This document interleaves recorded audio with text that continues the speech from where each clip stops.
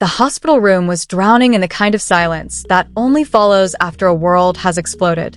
Doug Christie sat hunched in his bed, shoulders slumped, eyes burning, hands trembling.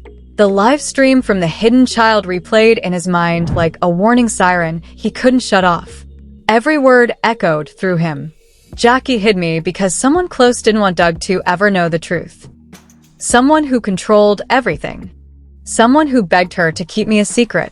Doug pressed both palms against his face. Nothing could steady his chest.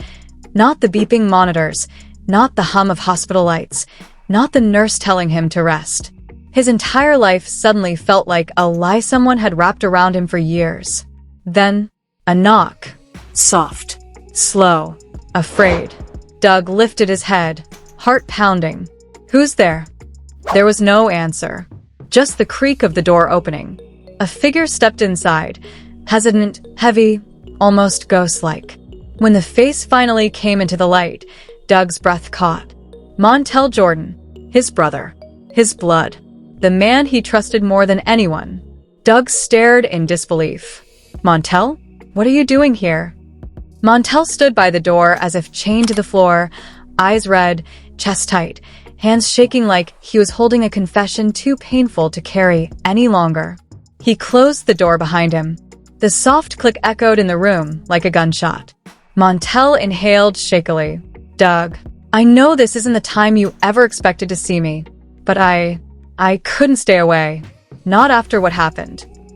Doug's voice grew cold. "This is about the live stream, isn't it?" Montel nodded slowly. "It's about the live stream, and the child, and Jackie, and every secret that's been buried for years." Doug felt a pit open inside him. "What do you mean?" Montel stepped closer, his guilt almost visible in the air. "You deserve the truth," he said quietly. Doug clenched his jaw. "Then say it." Montel closed his eyes as if bracing for an impact. "Jackie didn't hide that child from the world," he whispered. "She hid the child from you." Doug felt something snap. "Why? Why would she hide something like that from me?" Montel opened his eyes, and the regret inside them was unbearable. "Because, Doug, I begged her to." Doug's face froze. "What did you do, Montel?" Montel's voice cracked. "Doug, the child is mine." Silence slammed into the room like a tidal wave. Doug didn't breathe, didn't blink, didn't move. "Say it again," Doug whispered, voice shaking. Montel swallowed. "I'm the father." "Not you. Me." Doug felt his entire body go cold. "You," his voice trembled. "You slept with Jackie?" Montel nodded, tears flooding his eyes. "It was years ago.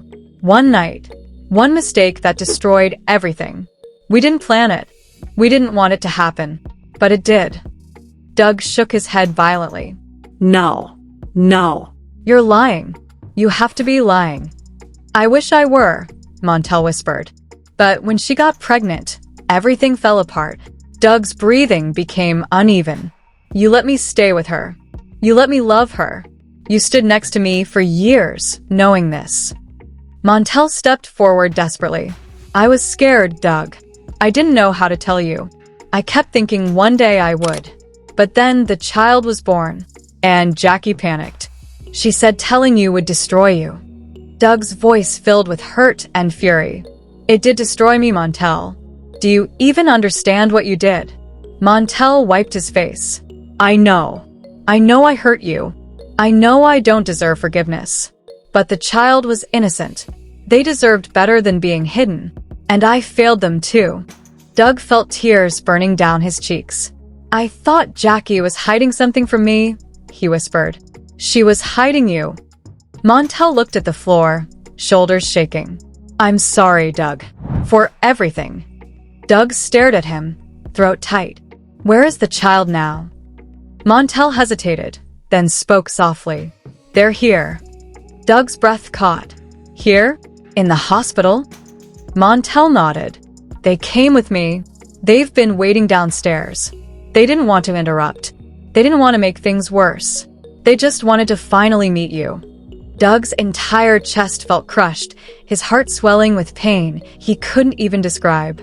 He whispered, "Bring them up." Montel looked shocked. You're sure? Doug wiped his tears with the back of his hand. They deserve the truth. And they've suffered long enough. Bring them to me. Montel slowly nodded, then turned toward the door. I'll go get them, he said softly.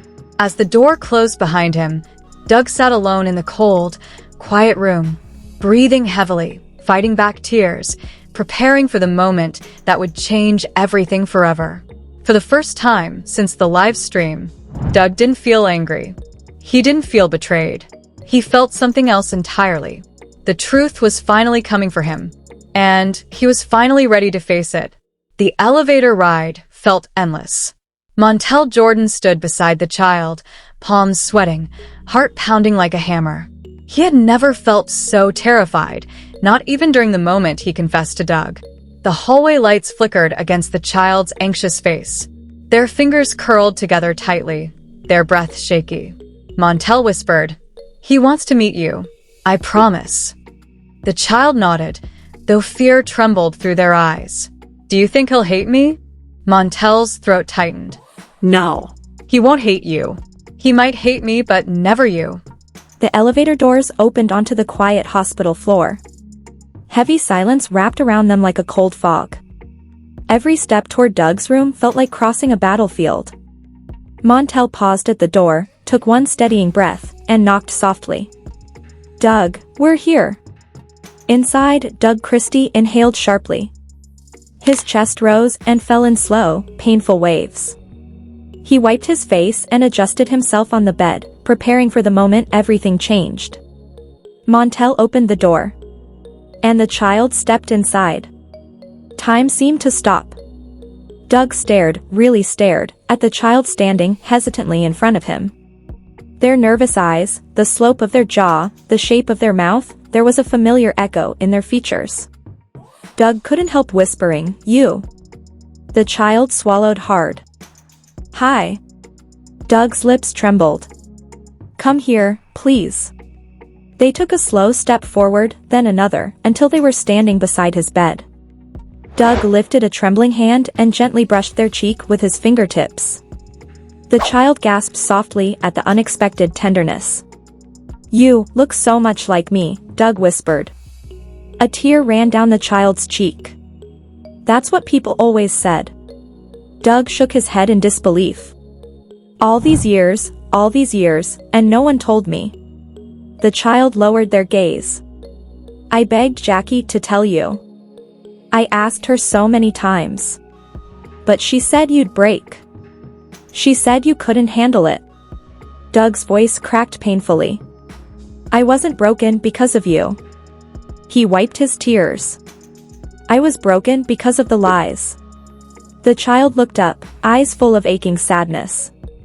"I just wanted to know where I belong," they whispered. "I didn't want to destroy anything."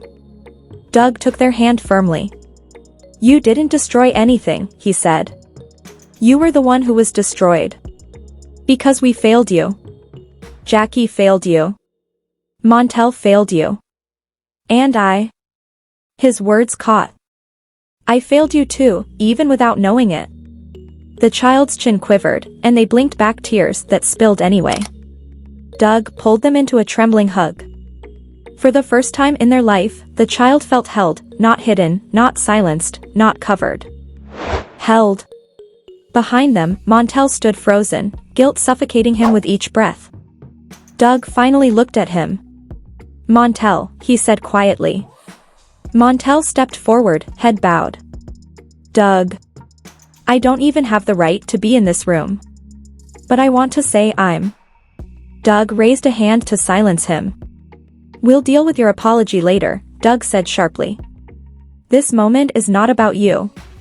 Montel nodded, lips trembling. "I know. I know." The room fell still. Then Doug's phone buzzed loudly on the side table, cutting through the fragile silence. The screen flashed a familiar name. Jackie Christie. The child tensed. Montel swallowed nervously. Doug stared at the name with cold detachment. After a long pause, he answered. Jackie's voice erupted instantly, frantic and breathless. Doug, please, listen to me. I know everything looks bad, but I swear. Doug cut her off, tone icy and steady. No more lies, Jackie. No more control. No more secrets. Jackie choked on a sob. Doug, where is the child? Are they with you? Please tell me. Yes, Doug said firmly. They're here. With me. Where they should have been since the beginning. Jackie inhaled sharply. Doug, if this goes public, I will lose everything. Doug stared at the child beside him, their hand locked in his. You should have thought about that before you lied for years. Jackie cried harder, panic thick in her voice. I was trying to protect you. No, Doug snapped. You were protecting Montel. And yourself. And your image. But you didn't protect me. And you didn't protect them. He glanced at Montel, then back at the child. That ends today. Jackie whispered in desperation, Doug, please, don't do this. Doug's voice softened, but it was the softness of finality. I'm not doing anything. The truth already did. And he hung up. The air went still again. Montel wiped his face. What now? Doug looked at the child, really looked at them, and squeezed their hand. Now, he said, we tell the truth. The real truth. Not the version Jackie built. The child hesitated. Are you sure? People are going to talk. A lot. Doug shook his head. I don't care. You won't live another day in the shadows because of someone else's shame. The child collapsed into another tearful hug, holding on to him like they had needed this moment their entire life. Montel watched, guilt crushing him, yet a strange relief settling in, relief that the truth was finally out. Doug stroked the back of the child's head gently. You belong with me now, he whispered. And I'm not letting you go again. For the first time since the world began falling apart, something inside the room began to heal. A broken family wasn't fixed. But a new one was finally starting.